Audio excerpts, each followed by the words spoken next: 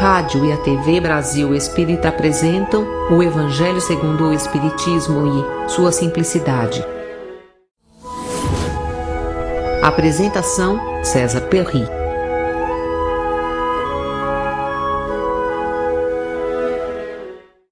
Alô, internautas da Rádio Brasil Espírita de Maceió. Nessa série de programas, o Evangelho em sua simplicidade, nós estamos tecendo considerações sobre uma obra básica de Allan Kardec, que é o Evangelho segundo o Espiritismo.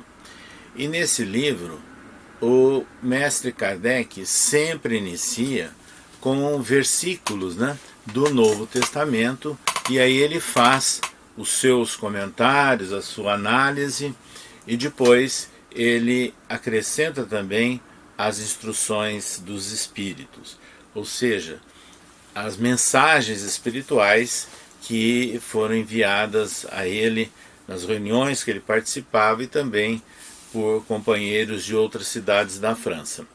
Hoje nós estaremos analisando o capítulo 11 do Evangelho segundo o Espiritismo, que é intitulado Amar ao Próximo como a Si Mesmo. Esse capítulo é marcante, porque ele é a essência, de todo o ensinamento de Jesus. Então é considerado o mandamento maior, de Jesus, amar ao próximo como a si mesmo. E aí Allan Kardec ele coloca versículos, tirados do Evangelho de Mateus, porque relata Mateus que Jesus teria tapado a boca dos fariseus e saduceus e queriam saber dele para tentar prejudicá-lo inclusive. Mestre, qual o mandamento maior da lei?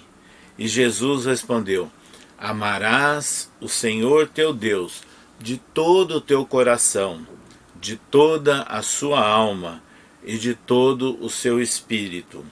Este é o maior e é o primeiro mandamento.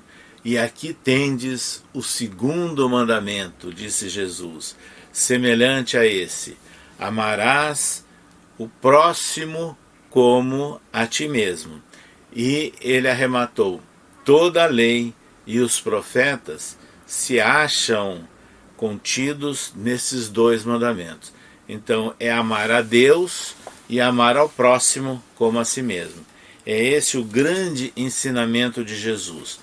Então, quando ele faz essas considerações, ele estava demonstrando a essência do seu ensinamento, a base de seu ensinamento. Isso é muito importante para nós, trazendo então uma nova regra de conduta, uma nova regra de relacionamento, amar ao próximo como a si mesmo. Então, amar ao próximo como a si mesmo redunda, na verdade, em alguns procedimentos, em algumas atitudes diferentes daquela tradição do Antigo Testamento, onde o apego à lei, o apego aos cerimoniais, apego aos rituais, já teria a garantia da adoração a Deus. Agora, com Jesus é diferente. Então, com Jesus, nós passamos então a lembrar que nós temos que fazer ao próximo o que nós gostaríamos que o próximo nos fizesse. Então é uma lei de reciprocidade, de respeito ao próximo. E é nessas condições que nós passamos então a compreender, e de acordo com Allan Kardec registrou nos seus comentários em O Evangelho segundo o Espiritismo, de que quando o homem adotar essa regra de conduta na base das suas instituições, países, no contexto da sociedade, no contexto da sua família, no contexto do seu ambiente profissional, então quando essa regra de conduta for realmente observada e colocada em prática, então haverá a verdadeira fraternidade. Haverá, na verdade, o predomínio da paz e da justiça. Então vejam que será um mundo diferente esse, né? Quando a paz e a justiça estiverem sendo a marca da relação das pessoas em qualquer nível, em qualquer abrangência de atuação.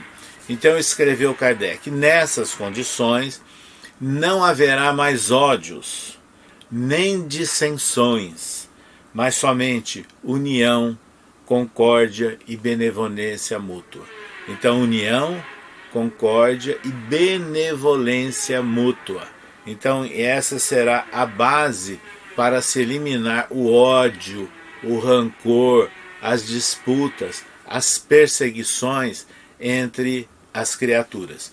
E lançando então as bases de uma nova sociedade.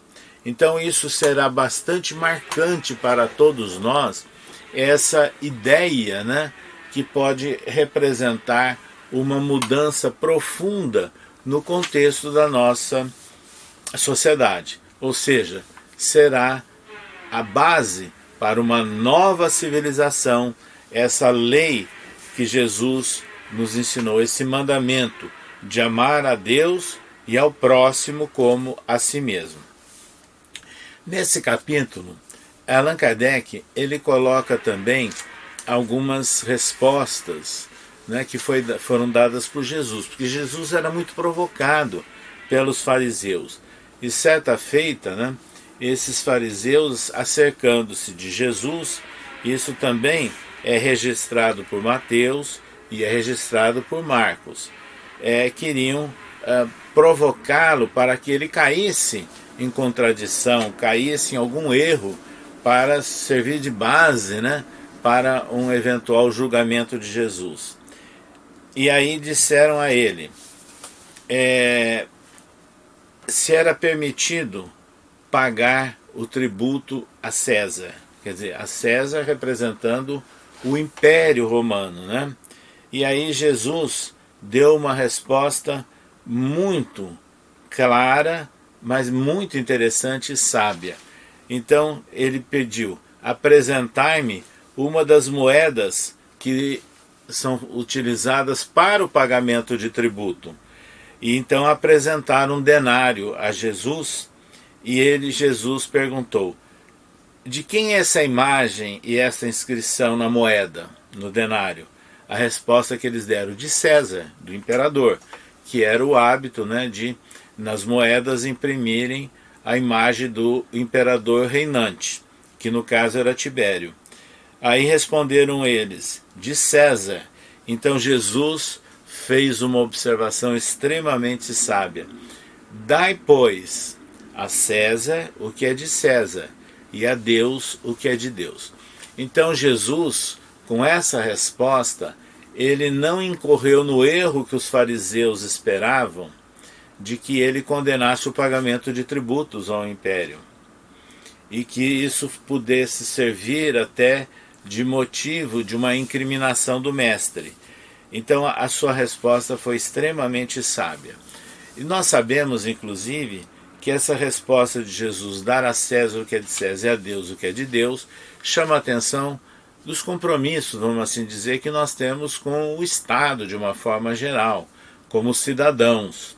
Mas nós não vamos viver apenas das coisas ligadas a objetivos materiais ou atendimento da legislação de ordem material, mas também as legislações de ordem divina. Então, dai a César o que é de César e a Deus o que é de Deus. E é nessas condições, inclusive, que essa resposta dada por Jesus tornou-se um fato bastante importante, que foi disseminado pelo Império Romano e chegou então inclusive aos ouvidos das autoridades junto ao imperador em Roma, que viram que Jesus não estava insuflando multidões, mas ele estava, na verdade, indiretamente mostrando o respeito às legislações humanas da época, né? Mas dando ênfase do foco nosso, que era também de cuidar das coisas de Deus. Nesse capítulo, amar ao próximo como a si mesmo, há instruções espirituais de grande destaque, de grande valor para nós e que foram incluídas por Allan Kardec. Por exemplo, uma mensagem da lei do amor assinada pelo espírito Lázaro. Nessa mensagem, Lázaro é muito claro: o espírito precisa ser cultivado como um campo. Toda a riqueza futura depende do labor atual, que vos granjeará muito mais do que bens terrenos. A elevação gloriosa, elevação de ordem espiritual, obviamente. E é então, escreveu Lázaro, que compreendendo a lei de amor, que liga todos os homens, todos os seres, buscareis nela os gozos suavíssimos da alma, prelúdios de alegrias celestes. Então, falando do valor das coisas espirituais com o cultivo, né, de virtudes imorredoras. Então, o amor passa a ser uma essência de ordem divina, né, como os espíritos a tratam, que nós temos que ter no fundo do coração essa centelha, né, de fogo sagrado que vai nos alimentando. Por isso é que Allan Kardec escreveu no Livro dos Espíritos que a verdadeira adoração é a do coração.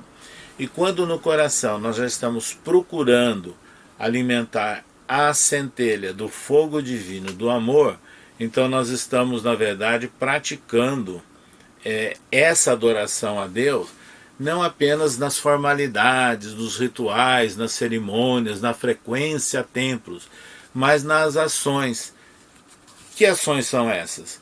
De amar o próximo como a si mesmo. Há muitas mensagens e orientações espirituais importantíssimas, né, aqui no livro Evangelho segundo o Espiritismo, nesse capítulo 11. Mas vejam bem, Sanson, que foi um membro da Sociedade Parisiense de Estudos Espíritas, companheiro de Allan Kardec, e que após a sua desencarnação escreveu, e Allan Kardec também incluiu a mensagem dele no Evangelho, e que nós vamos apenas ler um trecho final. Grande conceito de renovação pelo Espiritismo, tão bem exposto em O Livro dos Espíritos.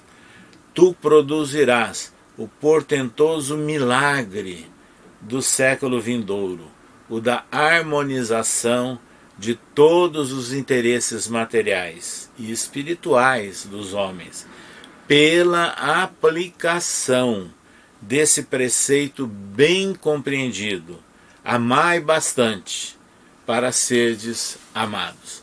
Então, essa reciprocidade, né, de emissão e de recepção de amor, que é a base, né, de uma nova proposta trazida por Jesus. E aqui ele inclui uma mensagem que foi assinada por Espírito Emmanuel, que fala do egoísmo. E no egoísmo, o Espírito diz o seguinte: é a chaga da humanidade, que precisa desaparecer da Terra, a cujo progresso moral obsta. Ou seja, o egoísmo prejudica o progresso moral da humanidade. Então nós sabemos, segundo o Livro dos Espíritos, que o egoísmo e o orgulho são, na verdade, chagas que comprometem o bom desenvolvimento do relacionamento entre as pessoas, entre os povos, entre as nações. Então é muito importante que o Espiritismo destaca, né, essa questão em amar ao próximo como a si mesmo, que para uma renovação do homem e da humanidade, nós precisamos erradicar o egoísmo. Então é isso que deve ser lembrado. Segundo o Espírito escreveu, o egoísmo é a negação da caridade. Então, onde há egoísmo, não há caridade, não há amor ao próximo. Então, sem a caridade, não haverá descanso, tranquilidade, um bom relacionamento no contexto da sociedade humana. Então, vejam que o capítulo que nós estamos analisando, que é o capítulo 11, é muito importante, ele traz propostas para a melhoria da humanidade de uma forma geral. E Allan Kardec introduziu também uma mensagem assinada pelo Espírito Protetor, que fala da fé e da caridade. Aliás, a fé, a caridade, a esperança, né, são princípios básicos, né, do cristianismo e que são adotados pelo Espiritismo. Então, quando nós lembramos desse trecho, dessa mensagem, a fé e a caridade, que Allan Kardec inclui no capítulo 11 do Evangelho segundo o Espiritismo, ele escreveu o seguinte, o Espírito Protetor: a história da cristandade fala de mártires que se encaminhavam alegres para o suplício. Agora nós temos que lembrar, o suplício não são mais nos circos, nos anfiteatros. Os suplícios são as dificuldades, né? Muitas vezes perseguições e incompreensões que nós sofremos nas nossas vidas. Então, prossegue o Espírito escrevendo: hoje na nossa sociedade, para serdes cristãos, não se vos faz mister nem o holocausto do martírio, nem o sacrifício da vida, mas única e exclusivamente o sacrifício do vosso egoísmo, do vosso orgulho e da vossa vaidade. Triunfareis, se a caridade vos inspirar e vos sustentar a fé. Então, na verdade, o martírio, o sacrifício que nós temos que praticar na nossa existência, será sempre a luta para vencermos o nosso egoísmo, o nosso orgulho e a nossa vaidade. Então aí nós estaremos abrindo as portas para a prática da caridade real. Os espíritos também escreveram sobre a caridade para com os criminosos, né? E essa mensagem é assinada por Isabel de França, onde ela diz que começa dizendo, inclusive, que a verdadeira caridade constitui um dos mais sublimes ensinamentos que Deus deu ao mundo. E aí passa a falar que aqueles que erraram também devem merecer a nossa caridade. Evidentemente que aqueles que infringiram uma lei humana são responsáveis por isso, sem dúvida nenhuma. Mas nós temos que lembrar que eles terão oportunidades também. E aí é que entra o Espiritismo com a certeza da imortalidade da alma e da reencarnação, quando ele nos diz o seguinte, que se nós erramos numa existência, nós teremos uma nova oportunidade. A justiça divina, portanto, é misericordiosa, ela é ampla. Deus é um autêntico Pai, expressão maior da bondade e da misericórdia. Então, diz claramente que essas leis de Deus não haverá necessidade, como muitos imaginavam, de encaminhar para os infernos aqueles que erraram. Não, eles serão submetidos a uma nova prova, a uma nova oportunidade. Então é essa caridade que nós devemos ter.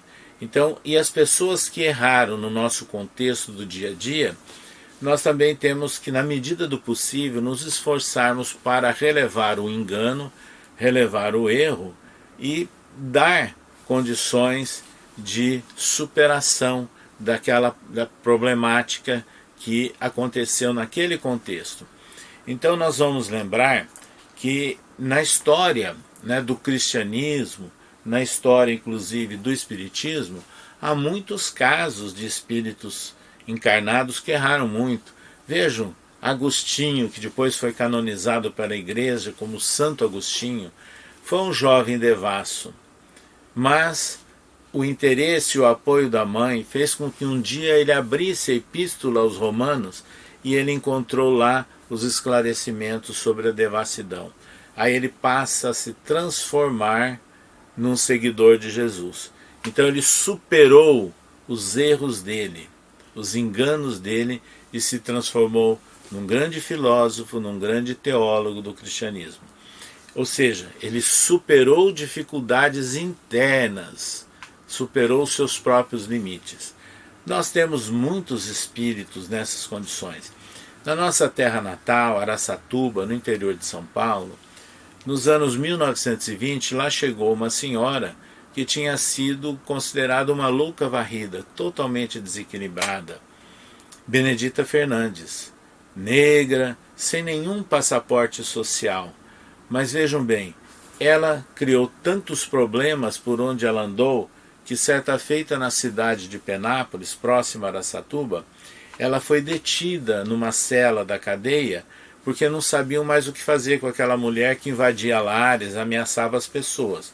Ela era considerada louca, até que o carcereiro, chamado Padial, um espanhol, era espírita, e ele percebeu que provavelmente ela era assediada por espíritos infelizes.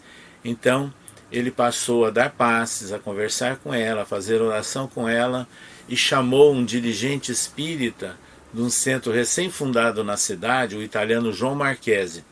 E ambos dando todo esse atendimento espiritual, um dia ela recobrou a consciência. Ela acordou para a vida novamente. Foi liberta de toda aquela perseguição de ordem espiritual que nós espíritas chamamos de obsessão e que os homens da época reconheciam como loucura. A partir daí, ela vai para Araçatuba e funda a primeira entidade de assistência social espírita da cidade de Araçatuba e da região noroeste do estado de São Paulo. Então vejam bem, ela superou problemas. Ela era considerada, entre aspas, uma mulher perigosa, louca, mas houve caridade com ela. Caridade do carcereiro, caridade do dirigente do centro que a atendeu, e depois caridade ali junto à cidade nascente de Araçatuba, onde ela, com pessoas simples, lavadeiras, pessoas incultas como ela, começaram a fazer um trabalho de atendimento a crianças abandonadas e também a doentes mentais ou loucos, como chamavam na época. Então vejam, foi a caridade que ela recebeu numa situação difícil na sua vida, que permitiu que ela superasse todas aquelas limitações, todas aquelas dificuldades terríveis que a faziam perigosa para a sociedade, e ela se transformou numa seareira do bem. Então é isso que o espírito, né, Isabel de França, fala em caridade com os criminosos, caridade para aqueles que estão passando por momentos difíceis. Essas reflexões que nós fazemos com base no capítulo 11 do Evangelho segundo o Espiritismo, nós temos que trazer também para dentro do centro espírita. Quantas pessoas que batem a porta do centro espírita, premidos por dores, por dificuldades, por erros que cometeram em suas vidas. Mas quando eles chegam nos centros espíritas, eles não podem receber a recriminação nos diálogos, no atendimento fraterno. Pelo contrário, eles têm que ser acolhidos. Eles têm que receber, acima de tudo, o consolo espiritual, que Deus não pune, mas Deus dá oportunidade, através da misericórdia. E assim, eles sendo acolhidos, recebendo o consolo, o esclarecimento e a orientação, é que eles vão ter a possibilidade de repensar uma nova vida e de superar as suas dificuldades. Continuaremos num próximo programa.